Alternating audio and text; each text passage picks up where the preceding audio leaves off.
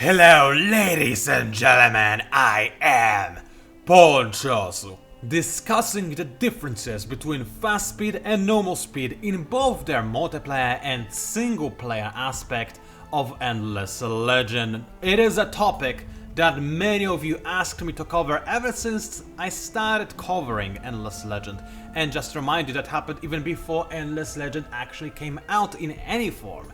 And more importantly, it is a topic I promised to cover in my last video, so well, it only makes sense that I do cover it.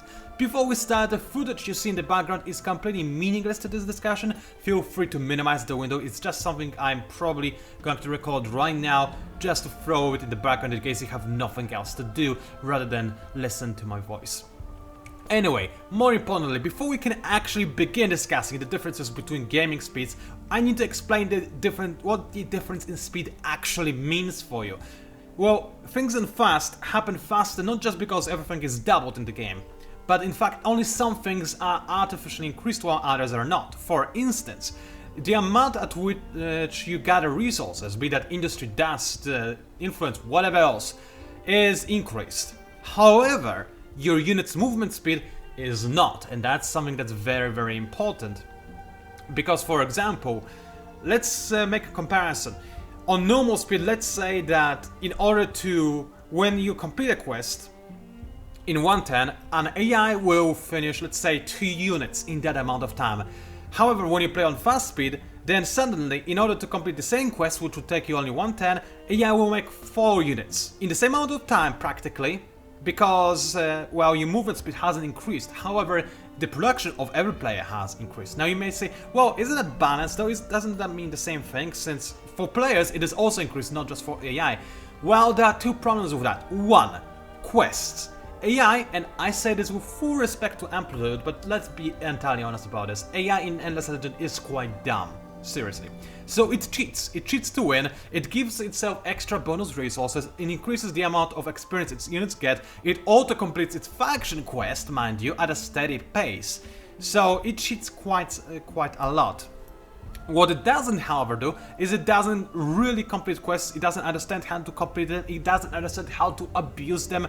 So in order to catch up with the AI, you need to be the one who does this. You need to be the one draining your power from quests and using it to your advantage to try and overthrow AI despite the humongous advantage it gets over you.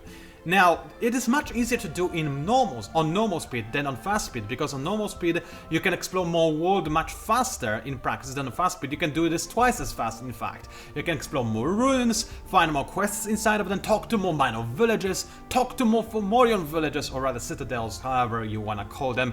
You can just do way more things of that caliber. As Morgar, and that's the biggest and most easy thing to notice when you're playing as Morgar. I played them on normal speed just to make sure I'm not making things out, and I'm not. It's ridiculously easy to play as Morgar on normal speed on endless difficulty, and I can tell you, it's much easier as well to gain control of pretty much every ocean in the game as Morgar when you're playing on normal speed, regardless, even if you are playing on the endless difficulty, alright? On fast speed it's much more challenging because AI, well, it gets things done faster, it can get access to water faster, which means that it will challenge you to those citadels faster as well. The differences are humongous, and most importantly, and this is something that needs to be said again, I did mention that AI gets bonuses in resources. Its cities are more efficient and productive. When AI puts a population on, let's say, food production, it gets more out of this population than a human would, not counting all of the improvements, of course.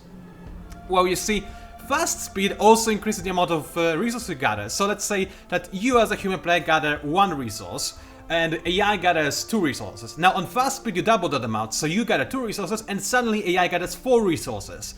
You see the problem? AI's advantage just increased much more than you would potentially assume. You would assume that AI gets the same advantage over you on endless difficulty regardless of game speed, whereas in fact that's definitely not the case, it's quite the opposite.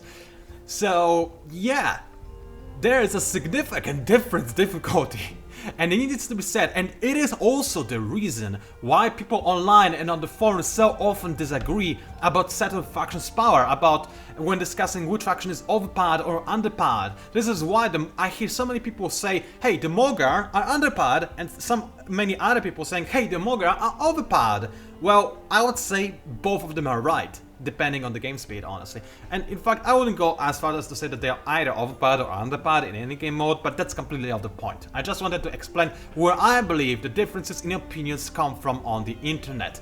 So that was a very important thing. Now, what about the multiplayer? Let's discuss that real quick. You see, on multiplayer, the difference of game speed doesn't matter as much because everybody is basically equal, hopefully. Unless somebody cheats, of course. So what does the game speed do for you? It mostly changes the way you focus on tactics or strategy. It changes your priorities. It makes you prioritize some things over the other. Let's say, for example, on fast speed you can make 4 units in a turn, on normal speed you can make 2 units in turn. On fast speed, because you can make so many units so quickly, you care less about whether or not your army gets destroyed, because you can just remake it real quick. It's not like you lose an army and suddenly you're defenseless. You are pretty well defended because you can still make more units, and that's very important. There's also another reason why people on the internet prefer to play, in multiplayer, prefer to play on fast speed. It's because usually when you play online, there's always at least this one guy who always manuals every single battle he or she is in, and it's sometimes quite annoying, isn't it? But when you play on fast speed, the chances of there being this kind of person on in your game are smaller, because people realize that when on faster, even if auto battle screws you over, it's not the end of the day, it's not that big of a deal.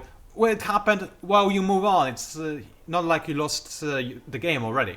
So basically, playing on fast forces the focus on strategy, and playing on normal forces the focus on tactics, and does force you to play out your battles whenever possible, as in to their completion. So yeah, those are basically the differences. As for me personally, you know that I always play games on fast speed, and I always record them on fast speed. Even though, time-wise, it takes me more or less the same time to win on both normal and fast speed, because there are some victory conditions you can get to real fast on normal speed, and in real time-wise, it takes about the same time, which is, I know, ridiculous and mind-boggling, but it is true. However, my videos are supposed to show you the worst case scenario, because you can learn more from worst case scenarios than when everything is going according to plan. That's why I also upload videos where I even lose, because who cares if I lost, if we can all learn something from it, right? So yeah, so I play on fast, always, no matter what. It's also, in my opinion, a bit more fun. I'm the kind of person that likes to spam things, let's be entirely honest. So yeah, there is that. And I hope I explained this topic to you, or at least made it a little bit more easy to understand, perhaps, or at least explained where I come from whenever I say that there is a big difference in game difficulty between fast and normal, because there really is. It was PANCZASU, also known as the Mighty Mig Spammer. Thank you very much for listening to me and potentially watching the video if you did, and I'll see you online.